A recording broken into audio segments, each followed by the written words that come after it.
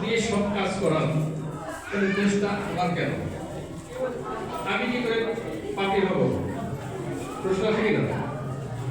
কি আমি যদি মনে করি পরমেশ্বর ভগবান ছাড়া কোনো কর্ম হয় না, তিনি আমাকে দিয়ে কর্ম করাচ্ছেন, আমি কর্ম করছি না, তাহলে পাপটাকে আমি ভোগ করবো।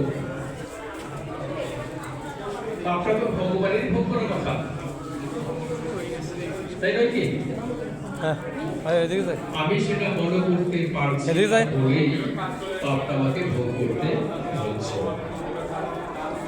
যদি আমি মনে করতে পারতাম যে হ্যাঁ পরমেশ্বর ভগবানই সবকিছু করছেন, তাহলেই কেবল পাপটাও ভগবানই গ্রহণ করতেন।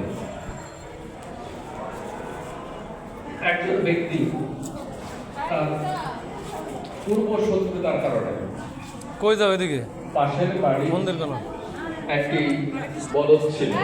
হরে কৃষ্ণ প্রভু ভিডিও বন্ধ এই করুন। বলদ ছিল তার একমাত্র